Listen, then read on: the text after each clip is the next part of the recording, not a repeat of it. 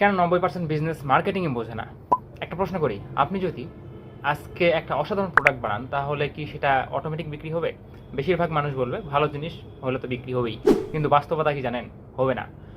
আর এটাই হচ্ছে বাংলাদেশের হাজার হাজার বিজনেসের সবচেয়ে বড় ভুল। অনেকে মনে করে মার্কেটিং মানে ফেসবুক বুস্ট করা, কেউ আবার মনে করে একটা সুন্দর লোগো বানালেই ব্র্যান্ড অটোমেটিকলি হয়ে যায়। আবার কেউ ভাবে ভাই আমার প্রোডাক্টের কোয়ালিটি এত ভালো, একবার মানুষ ব্যবহার করলেই হবে, সবাই কিনতে থাকবে। তখন শুনতে ভালো লাগে, কিন্তু ব্যবসায় হয়ে চলে না।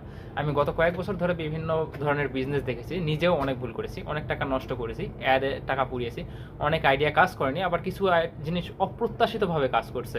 একটা জিনিস বারবার বুঝেছি, বেশিরভাগ মানুষ প্রোডাক্ট বানাতে শেখে কিন্তু মানুষকে কিনতে রাজি করাতে শেখে না। এখানেই পুরো খেলাটা।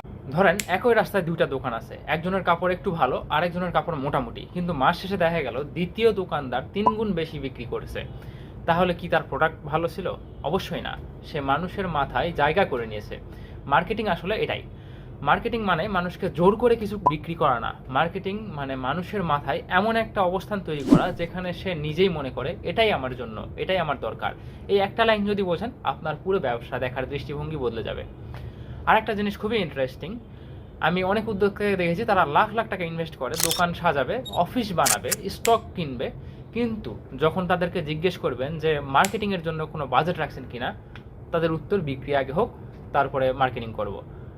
ভাই, বিক্রি হওয়ার জন্য তো কাস্টমারকে জানাতে হবে আপনার প্রোডাক্ট আসলে কিনবে কে, তাদের তো জানাতে হবে। ব্যাপারটা এরকম যে আমি হলো বিয়ের সব অ্যারেঞ্জমেন্ট করে রাখছি, কিন্তু বিয়ের দিন কেউ আসেনি, ইভেন কন্যাও আসে নাই, কারণ তাদেরকে ইনভাইটই করা হয়নি। এখন আপনি কাউকে যদি ইনভাইটই না করেন তাহলে তারা আসবে কেন?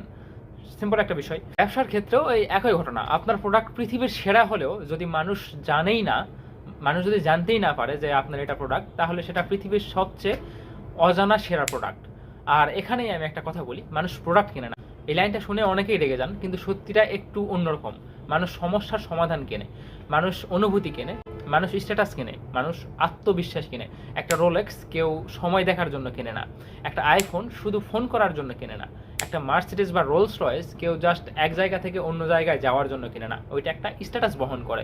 প্রোডাক্ট একই থাকে, কিন্তু মানুষ আসলে অন্য কিছু কেনে। আর যে ব্যবসা এটাই বুঝে যায়, সে আর শুধু প্রোডাক্ট বিক্রি করে না, সে মানুষের মাথায় একটা জায়গা বানিয়ে ফেলে। তাই আজকে আমি ভিডিওতে দেখাবো কেন 90% বিজনেস মার্কেটিং বোঝেই না, কোথায় তারা ভুল করে, আর কিভাবে একই প্রোডাক্ট থেকে কেউ কোটি টাকার ব্যবসা করে আর কেউ স্টক ক্লিয়ারেন্স দিয়েও টিকে থাকতে পারে না। চলুন শুরু করা যাক। মার্কেটিং আসলে কি? এখন একটা ছোট্ট এক্সপেরিমেন্ট করি। ধরেন আমি আপনাকে একটা প্রশ্ন করলাম, কোকা কোলা আসলে কি বিক্রি করে? অনেকে বলবে সফট ড্রিঙ্ক। ঠিক আছে, তাহলে আরেকটা প্রশ্ন, 1 লিটার কোকা কোলা বানাতে কোম্পানির খরচ কত? খুব বেশি না, কিন্তু আপনি বোতলটা কিনছেন না, কারণ আপনি পানি কিনছেন না।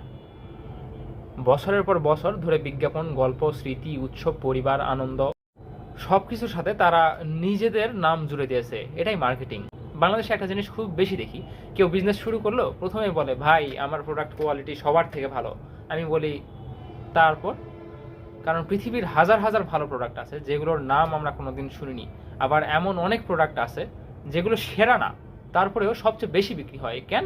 কারণ মানুষ আগে জানে, তারপর বিশ্বাস করে, তারপর কিনে। এই 3টা স্টেপ না বুঝলে মার্কেটিং কখনোই বুঝবেন না। অনেকেই মনে করে মার্কেটিং আর সেলস একই জিনিস, আসলে না। ধরেন আপনি রাস্তায় হাঁটছেন, হঠাৎ একজন এসে বলল ভাই একটা পারফিউম নেন, অফার আছে। এই জিনিসটা সেলস। কিন্তু আপনি যদি 3 মাস ধরে একটা ব্র্যান্ডের ভিডিও দেখেন, মানুষের রিভিউ দেখেন, বন্ধুর কাছে শোনেন, তারপর একদিন নিজে গিয়ে বলেন ভাই ওই পারফিউমটা আছে, এই বিষয়টা হচ্ছে মার্কেটিং। একটা আপনাকে পুশ করা হচ্ছে, আর একটাতে আপনি নিজেই পুল হয়ে যাচ্ছেন। এখন সবচেয়ে গুরুত্বপূর্ণ একটা কথা বলি, মার্কেটিং শুরু হয় না ফেসবুক অ্যাডস দিয়ে, মার্কেটিং শুরু হয় মানুষকে বোঝা দিয়ে। আপনার কাস্টমার রাতে ঘুমানোর আগে কি চিন্তা করে, সে কি চায়, কিসে ভয় পায়, কি পেলে সে নিজেকে একটু ভালো অনুভব করে, এই প্রশ্নের উত্তরগুলো না জেনে যদি শুধু বুস্ট করে, তাহলে ভাই ওইটা জাস্ট ডলার বার্নিং হবে, এছাড়া অন্য কিচ্ছু না। আমি অনেক সময় দেখি কেউ বলে ভাই 20,000 টাকার অ্যাড চালালাম, একটা অর্ডারও আসলো না। আমি তখন তো একটা প্রশ্ন করি, আপনি কি জানেন আপনার কাস্টমারকে? বেশিরভাগ সময় উত্তর হয় সবাই। এই সবাই শব্দটা ব্যবসার সবচেয়ে বিপজ্জনক শব্দগুলোর একটা, কারণ যখন আপনার কাস্টমার সবাই, তখন আসলে আপনার কাস্টমার কেউই না। আরেকটা ভুল, মানুষ ভাবে দাম কমালেই বিক্রি বাড়বে। বাস্তবে বিষয়টা এরকম না। অনেক সময় দাম কমিয়ে আপনি শুধু নিজের লাভ কমান, কাস্টমারের চোখে আপনার ভ্যালু বাড়ান না। যদি শুধু কম দামে জিততে চান তাহলে সব সময় এমন একজন আসবে যে আপনার থেকেও কম দামে বিক্রি করবে। সে খেলায় শেষ পর্যন্ত কেউ জেতে না, তাহলে জিতবে কে? যে মানুষের মনে একটা কারণ তৈরি করতে পারবে, আমি কেন এই ব্র্যান্ডটাই কিনবো। এই ক্যানের উত্তরটাই হচ্ছে ব্র্যান্ড, এই ক্যান এর উত্তরই হচ্ছে মার্কেটিং, আর এই ক্যানের উত্তরটাই একটা সাধারণ ব্যবসাকে অসাধারণে পরিণত করে। তাই পরের বার কেউ যদি আপনাকে বলে ভাই একটা অ্যাড চালিয়ে দেন, তার কাছে একটা প্রশ্ন করবেন, আপনার কাস্টমার আপনাকে বিশ্বাস করবে? যদি এই প্রশ্নের উত্তর না থাকে তাহলে অ্যাডে যত টাকাই খরচ করেন, সমস্যা অ্যাডে না, সমস্যা ব্যবসার ভিত্তিতে। এবার আমার নিজের একটা গল্প বলি। আমার ই কমার্স বিজনেসের দ্বিতীয় মাসেই প্রথম ঈদে প্রায় 2000 পাঞ্জাবি বিক্রি করেছিলাম। শুনতে দারুণ লাগছে তাই না? আমিও তখন মনে করছিলাম ব্যাস খেলা শেষ, কিন্তু কয়েক সপ্তাহ পরে যখন হিসাব করতে বসলাম তখন মাথায় হাত। একটা পাঞ্জাবি ধরেন 300 টাকায় কিনেছি, বিক্রি করেছি 500 টাকায়। উপর থেকে দেখলে মনে হয় 200 টাকা লাভ, কিন্তু ব্যবসা কখনো এত সহজ নয়। এরপর যোগ হলো Facebook ads, courier charge, fail delivery, return, প্যাকেজিংয়ের খরচ, কাস্টমার সাপোর্ট, আর শেষে দেখলাম যে লাভ হয়েছে তার চেয়েও বেশি টাকা আটকে আছে ডেড স্টকে। সেদিন আমি একটা জিনিস বুঝলাম, সেলস আর প্রফিট এক জিনিস না। অনেক উদ্যোক্তা এই ভুলটা করেন, আজও করেন। মানে আমি প্রায় 10 লাখ টাকার পাঞ্জাবি বিক্রি করছি 500 টাকা করে যদি এভারেজ ধরেন, বাট স্টিল আমি লসের মধ্যে ছিলাম। তারপর আমি আবার চেষ্টা করলাম, এবার নিশ্চয় হবে। কিন্তু এবার অন্য একটা ভুল সামনে এলো। আমার কাস্টমার কারা? বেশিরভাগই লোয়ার মিডল ক্লাস, যারা বছরে একবার হয়তো 2বার কাপড় কেনে। তাদের জন্য 500 টাকার একটা পাঞ্জাবিও অনেক সময় অনেক বড় সিদ্ধান্ত। আমি তখন বুঝলাম আমি শুধু প্রোডাক্ট নিয়ে চিন্তা করেছি, কাস্টমারের জীবন নিয়ে চিন্তা করিনি। এই মানুষটা কিভাবে খরচ করে, কখন খরচ করে, কি কারণে খরচ করে, আমি এগুলো জানতামই না। তারপর আরও বড় একটা ধাক্কা খেলাম। পরের সিজনের জন্য সাপ্লায়ারকে প্রায় 1.5 লাখ টাকা অ্যাডভান্স দিলাম। ভাবলাম এবার আগে ভাগে সব রেডি করে থাকবে, কিন্তু হলো উল্টা। প্রোডাক্ট সময় মতোই পেলাম না। যখন পেলাম তখন ঈদের সিজন প্রায় শেষ। ফ্যাশন বিজনেসে সিজন শেষ মানে অনেক সময় গেম ওভার। এই একটা ভুল পুরো বছরের পরিকল্পনা এলোমেলো করে দিল।